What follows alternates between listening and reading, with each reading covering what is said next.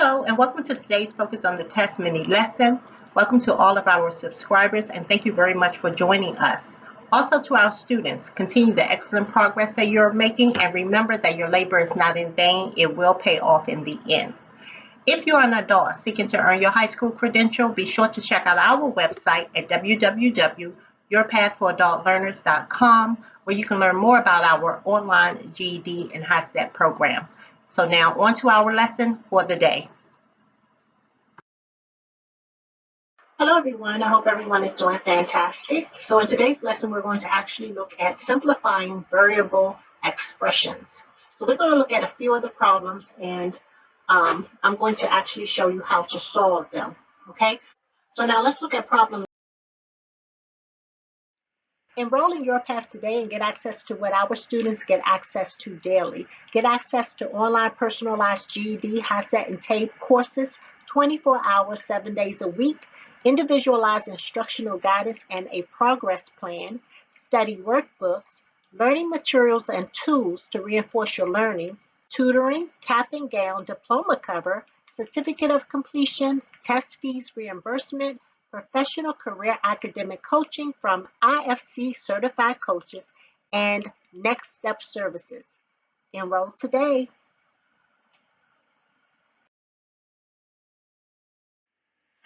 Your Path wants to take a moment to congratulate its 2022 graduates. Congratulations, graduates, a job very well done. We are looking forward to more graduates. You still have time. 2022 is not over yet.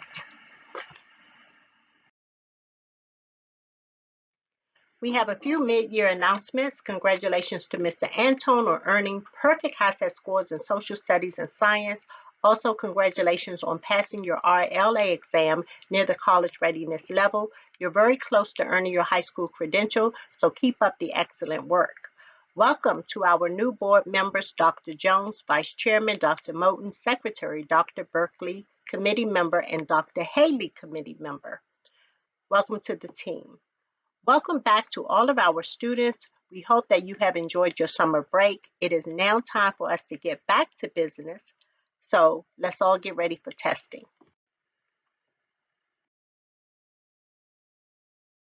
Your Path would like to take this opportunity to say happy birthday to all of our students born in the month of August.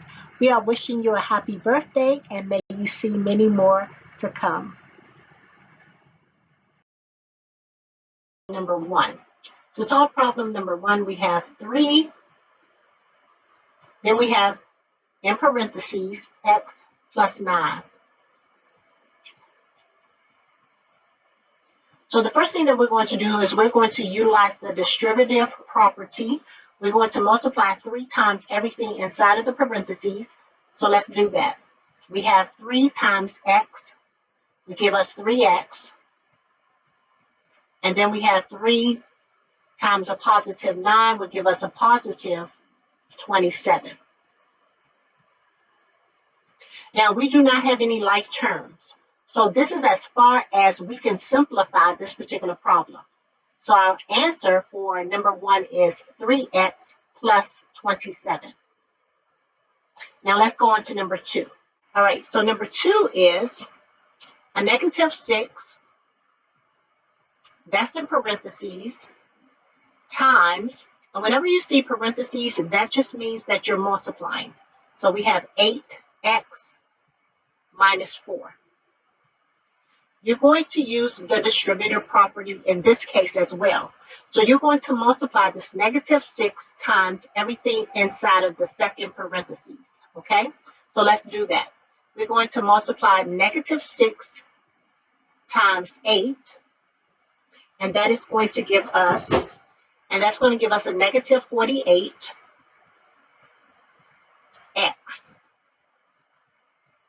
And then we're going to multiply a negative 6 times a negative 4, and that's going to give us a positive. Because anytime you're multiplying a negative times a negative, the rule is that you get a positive. So that's going to give us a positive 24. So you want to make sure that you are familiar with the rules in order to solve problems like this as well. All right, so there's nothing else that we can do with this expression because we do not have any like terms in which to combine them. So in solving this problem, we actually get negative 48x plus 24. That's as far as we can simplify this problem, okay? So now let's look at problem number 4. I have identified a few of the problems that I think would be more challenging for you, okay? So I wanted to address those problems. So we're starting off with easy problems and we're leading into more of the complicated problems. So now let's look at number 4. We have a negative 2, a negative x squared, and a negative 6x squared. So in this case, to simplify this problem, you're going to first start off by identifying your like terms. And you have to actually simplify your like terms before you can do anything else. So we do have like terms here. We have a negative x squared and a negative 6x squared, okay? So we're going to actually add them because we'll turn this negative to a positive, but this still remains a negative, okay? So a negative and a negative will give us a negative 7x squared. And now we just bring down our 2. And there's nothing else that we can do with this because we do not have any further like terms. Okay? So this is how you will actually simplify this particular problem here. You have completed the simplification of this problem. All right? Because we do not have any like terms. So now let's look at number 11. I also thought that that one may be a little challenging. So for number 11, we have 9, and then we have parentheses, a negative 2x minus 6,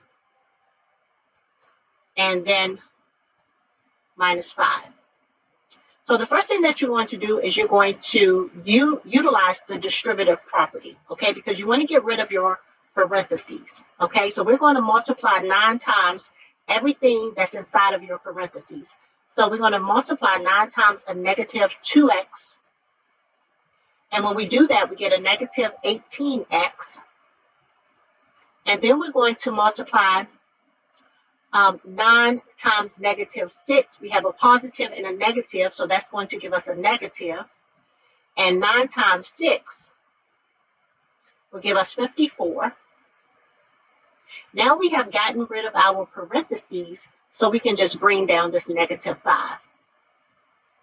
Now to further simplify this problem, you want to look for like terms. We do have like terms here. We have a negative 54 and a negative 5. Now, like terms mean that we just have numbers here. We don't have any variables, okay? So we can actually simplify this further. So whenever you have a negative and a negative, you're going to add them together. That's going to give us a negative 59. Now all we need to do is bring down our negative 18x. And this is as far as you can simplify this problem because we do not have any other like terms. So our answer is a negative 18x minus 59.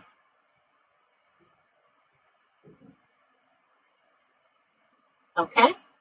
Now let's move on to number 17. For number 17, we have 14x, a negative 5,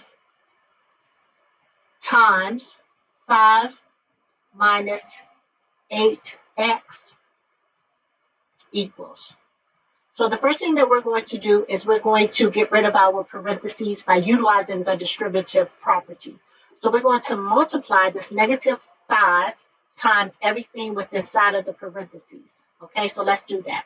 So here we have a negative 5 times 5 will give us a negative 25. And then we have a negative 5 times a negative 8x would give us a negative, and a negative is a positive. That's 40x. And now we can bring down our 14x as well. The next thing that we're going to do is look for our like terms.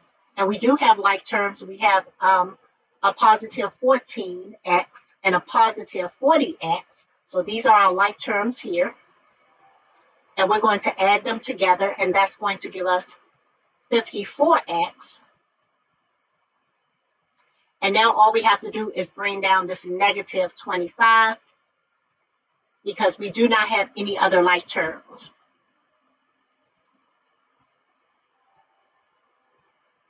So our answer here is a positive 54x minus 25. And this is as far as we can simplify this particular problem here. In problem number 18, we have 23x plus 4, parentheses 9x plus 3 plus 12. The first thing you want to ask yourself is, what do I need to do?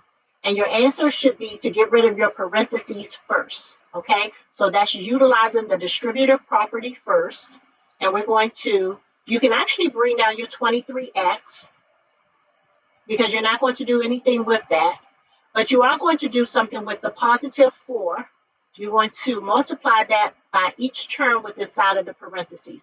So we have positive 4 and 9 will give us a positive, and that's 36 x. And now we have a positive 4 times a positive 3, and that's going to give us a positive 12.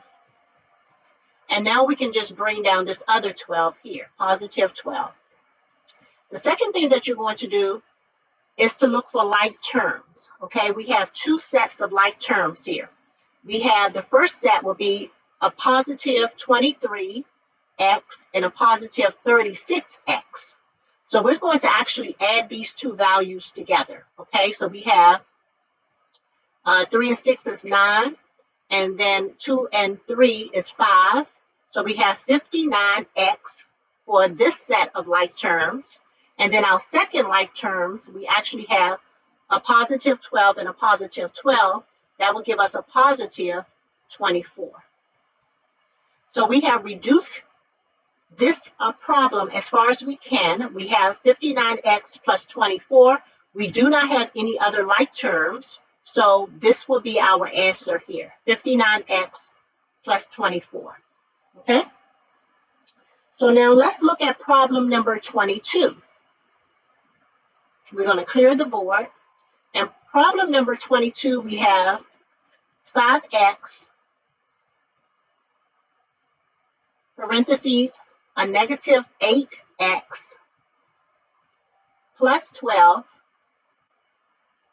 parentheses, plus 14x. Okay? So the first thing you're going to do is you're going to get rid of your parentheses. So we're going to utilize the distributive property. Okay? Here we have 5x times a negative 8x. So we have a positive and a negative. That's going to give us a negative 40x. And then we have 5x times a positive 12. And that's going to give us 60, a positive 60x. And actually, this 40x will be x squared. And the reason why is because we have x twice. Okay, so this is going to be 40x squared because we have to take in these in consideration of the two x's that we have here. Okay, and now that we have done that, now this x, this 12 here doesn't have an x. So the value here will be 60x, okay? Now we can bring down our positive 14x. The next thing that we're going to do is to look for like terms, okay? We have one set of like terms. We have a positive 60x plus a positive 14x, okay? That's going to give us 74x, make that up, 74x Now it's not going to be x squared because we're not multiplying, we're just adding. So the x's do not double when we're adding them. We would just write the value here, x, okay? This will be a positive 74x. Now we can bring down our negative 40x squared. And we are finished with this problem in terms of simplifying it because there are no other like terms. And x squared is not the same as an x, okay? This means that there are two x's in this term here. There's only one here, okay? So this is as far as we can actually simplify this problem, and this will be our answer, negative 40x squared plus 74x, okay? Let's look at problem 24, and this will be my last problem here. So we're going to clear the board, and we're going to look at problem 24. Now, I selected problem 24 because you had some negative values here, okay? So I wanted to address some of the negatives that you may see in your problems and show you how to actually solve them, okay? So let's look at 24. 24, we have 5x, parentheses, x, negative 3, and then we have minus 10. So the first thing, once again, you're going to do is to get rid of your parentheses. You do that by utilizing the distributive property, okay? So we're going to multiply this 5x times everything inside of the parentheses. So let's do that first. We have 5x times x, okay, will give us 5x squared. Now, I do want to stop here and explain something. Keep in mind that whenever you have a term by itself, such as this x, there's always a 1 there in front of it, and that's always implied. So we do not write out 1x because that's something that you should know already exists. That's why it's called implied. Also, any number times 1 will give you that number. The same is true for a number times the variable. So if you multiply 1 times x, that's going to give you x. If we multiply 5x times 1x, that's still going to give us 5x, and we're going to square our x's, okay, because we're multiplying x's together, and that's going to give us x squared, okay? That's going to give us x times x, and x times x equals x squared, okay? So keep that in mind.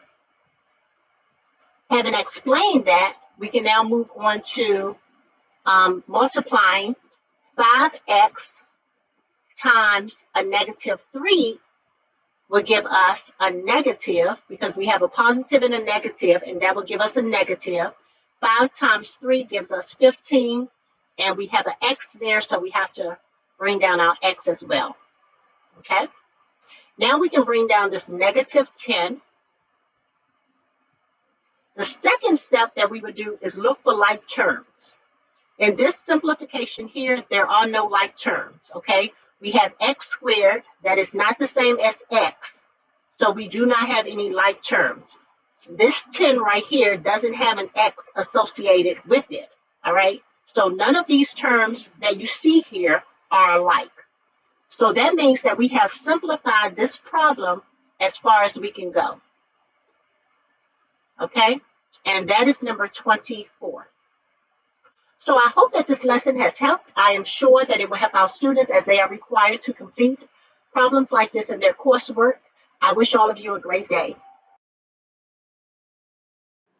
So good luck testing. Thank you very much for watching. Be sure to like, subscribe, share, and hit the notification button down below so that you're notified on our new releases. Also, join us on our other social media platforms such as Facebook, Twitter, and Instagram.